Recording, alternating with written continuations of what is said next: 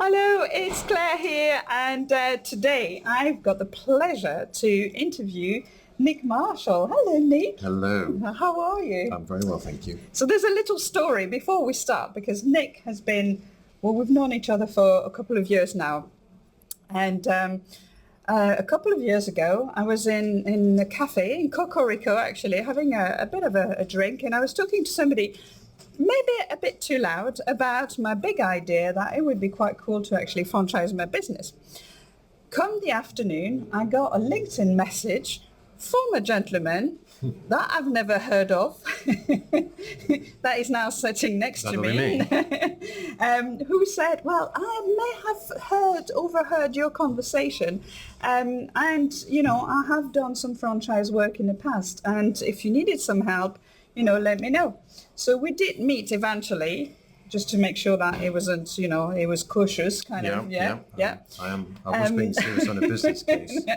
And actually, pretty soon after that first conversation, things got rolling and the franchise business started. And I don't think I could have done it without you, to be honest. So it's nice of you to say so. I know. So Nick is an English solicitor. That's right.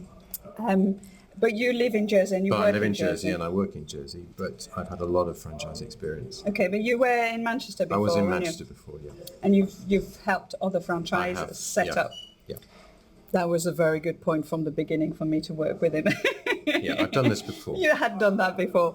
And the thing is, when I had that little idea, I thought, it'll be pretty straightforward. And in actual fact, when you think about setting up your business, it could be very a business which is transferable.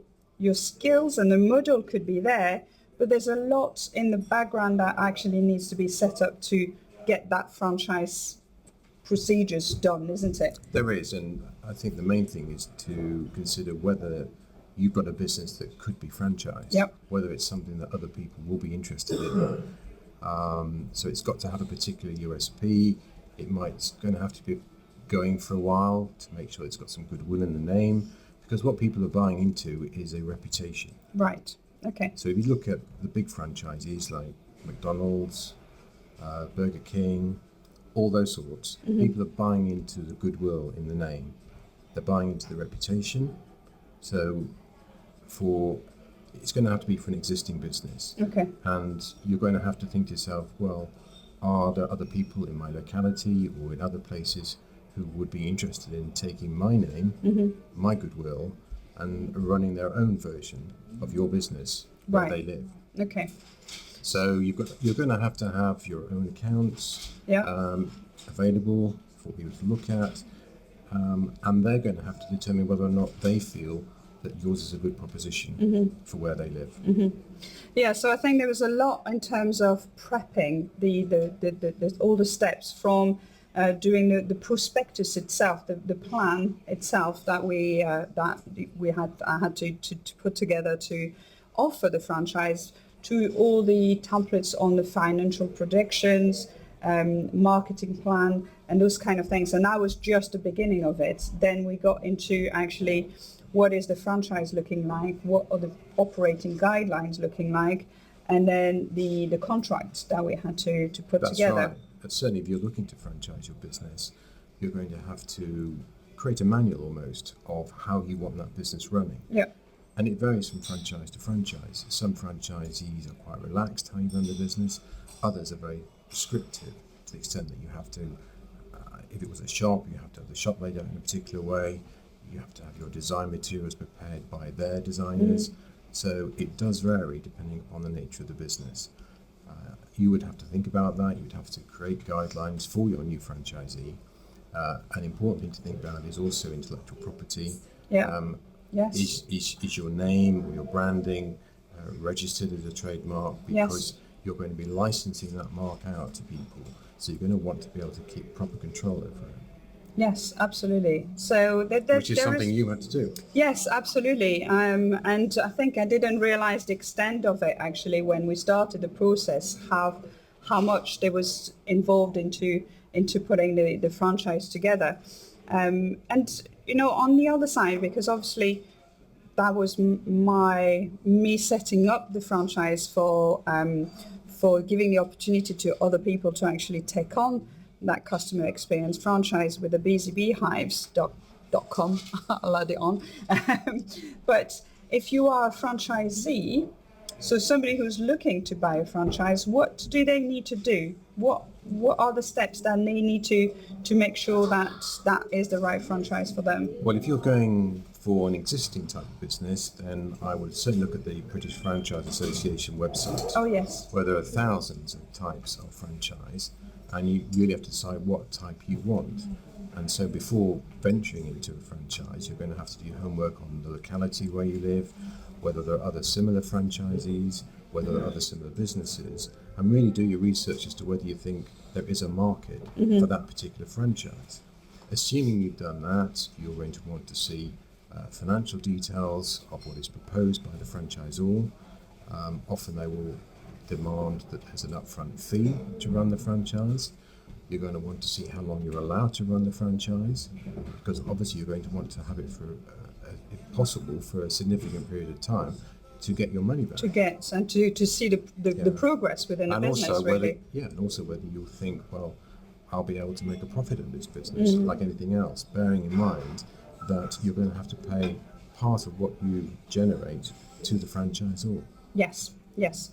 So in terms of what's due diligence, it's a word that is used quite a lot. In terms of a franchisee, what the due diligence that they would have to do is the research really that is around and that. Again, it depends on the type of franchise. If it's a well-established franchisor who's got outlets in places already, they will usually have a pack of information which is available to potential franchisees.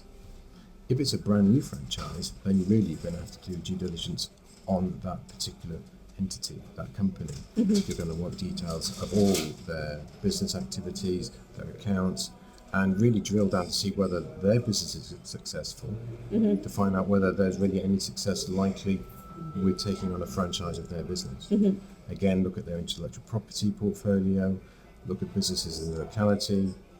There's a lot of work involved, and I would certainly suggest getting your accountant involved to be able to drill down into any figures, and subsequently you will need to get a lawyer. Yes, and I guess it will have to be somewhere as well based of where they are. Yes, I would recommend that whilst the franchisor will often have a standard form of document, yes, it might not always be suited to a particular locality. So if, for example, it was a large franchisor based overseas, you would certainly want somebody in your locality to be able to review it, and you may also need to take local advice from somebody overseas, because it's likely the laws of that overseas country will apply to the agreement. Right. So whilst you don't want to spend money needlessly, I would counsel against ever going into one without getting legal advice. Okay, lovely. Well, Nick, thank you so much. And I think sometimes, we look at businesses and we look at things and we thought, oh, they're all the fluffy and it's all pretty and it looks really good. But you've got to do your due diligence, whichever side. You really have got to do a lot of work to make sure that it's going to work both ways. Yes, for every one successful franchisee, there's many that fall by the wayside. Sure. And can you still help anybody else? I can. If anybody wants to contact me, I can certainly either help them or put them in contact with somebody who can. Fabulous. And what's your website called? HydeMarshall.com. HydeMarshall.com. There you go. Mr. Marshall. Possibly a doctor soon, aren't you? Shush. Secret. We're not saying anything about that. Anyway, I hope you enjoyed today. If you need any details, you can contact Nick. You can find him on LinkedIn as well. He's often on there as well. He's looking at your videos. He's looking at my stuff. And if you need anything else as well, you know where I am. thebusyqueenbee.com. Speak soon. Bye. Bye. Hey, it's me again. Yes, it's Claire, and I hope that you really enjoyed that interview and give you lots of insights on how you could franchise, a business or my business. If you want to join the team of the Busy Beehives, come and check out The website is www.thebusyqueenbee.com, or you can check thebusybeehives.com, and you'll have all the details on how you can run your business, be the owner of your own hive, and really have the freedom to do what you want, and by helping your local community delivering exceptional customer service. I look forward to hearing from you. Speak to you soon. Bye for now.